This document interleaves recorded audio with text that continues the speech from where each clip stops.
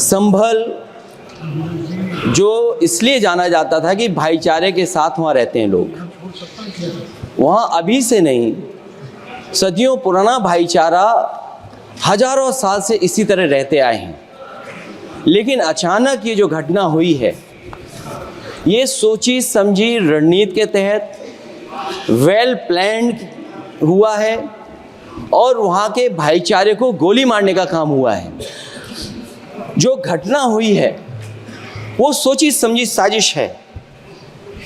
वहाँ जो खुदाई की बात लगातार अध्यक्ष महोदय देश में कोने कोने पर भारतीय जनता पार्टी और उनके सहयोगी और समर्थक शुभचिंतक बार बार खुदाई की जो बात कर रहे हैं अध्यक्ष महोदय, ये खुदाई जो है हमारे देश का सौहार्द, हमारे देश का भाईचारा, हमारे देश का गंगा जमनी तहजीब को खो देगा। मैं आपका धन्यवाद इसलिए भी देता हूं कि इस महत्वपूर्ण जो साजिश हुई, और वो साजिश सोची समझी इसलिए मैं बोल रहा हूं। उत्तर प्रदेश का चुनाव था, पहले 13 तारीख को चुनाव होना था और 13 तारीख के चुनाव को उन्होंने बढ़ा करके 20 तारीख कर दिया।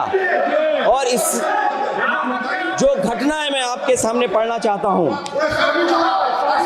अध्यक्ष महोदय, ये यात्रा रुकी क्यों नहीं है? यात्रा ले जाओ दूसरी तरफ। अध्यक्ष महोदय, संभल की शाही जामा मस्जिद के खिलाफ 19/11/2024 को सिविल जज सीनियर डिवीजन छंदौसी संभल में एक याचिका डाली गई। कोर्ट ने दूसरे पक्ष को, अध्यक्ष महोदय सुनिए, ये सुनना चाहिए, हम यूं ही नहीं कहते थे, आप तो संक्षिप्त में बोले। अध्यक्ष महोदय, हम यूं ही नहीं कहते थे कि संविधान ये मानती नहीं है सरकार, हम यूं ही नहीं कहते थे कि संविधान नहीं मानती। जो प्लेसेस ऑफ वर्शिप एक्ट है, प्लेसेस ऑफ वर्शिप एक्ट है, हम बनते तो बहुत कुछ हैं। संभल के शाही जामा मस्जिद के खिलाफ 19/11/2024 को सिविल जज सीनियर डिवीजन चंदौसी संभल में एक याचिका डाली गई। कोर्ट ने दूसरे पक्ष को सुने बगैर उसी दिन 19/11/2024 को सर्वे के आदेश दे दिए। ताज्जुब की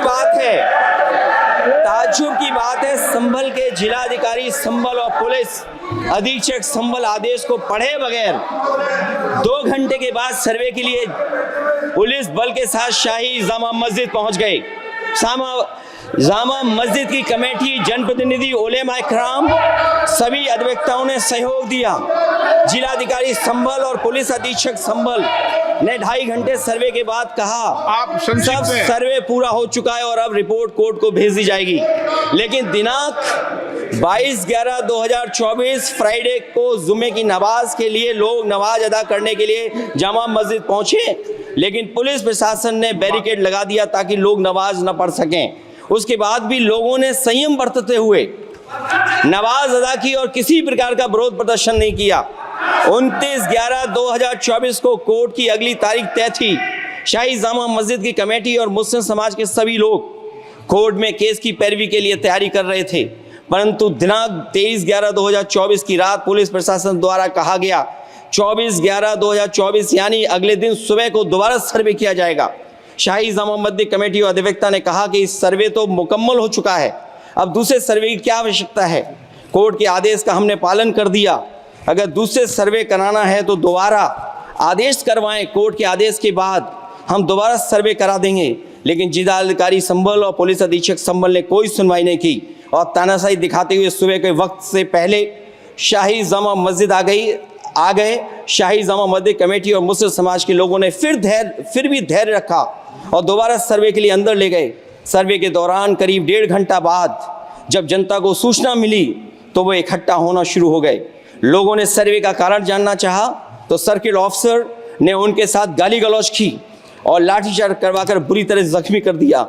इसका विरोध करते हुए चंद लोगों ने पत्थर चलाए, जिसके बदले में पुलिस के सिपाही से लेकर के अधिकारियों तक ने अपने सरकारी और प्राइवेट हथियारों से गोलियां चलाईं, जिसका वीडियो रिकॉर्डिंग है, जिसके एवज में दर्जन लोग गोलियों से घायल हो गए हैं। 5 मासूमों जो कि अपने घर से सामान लेने के निकले थे, उनकी मृत्यु हो गई। संभल का माहौल बिगाड़ने में, संभल का माहौल बिगाड़ने में याचिका दायर करने वाले लोगों के साथ पुलिस और प्रशासन के लोग जिम्मेदार हैं। इनको निलंबित किया जाना चाहिए और हत्या का मुकदमा चलाया जाना चाहिए, जिससे कि लोगों को इंसाफ मिल सके और आने वाले समय में कोई इस प्रकार की संविधान के खिलाफ और गैर कानूनी घटना को अंजाम न दिया जा सके। अध्यक्ष महोदय, ये लड़ाई दिल्ली और लखनऊ की है। No, please. कभी दिल्ली पहुंचे थे जिस रास्ते, वही लखनऊ वाले उसी रास्ते पहुंचना चाहते हैं।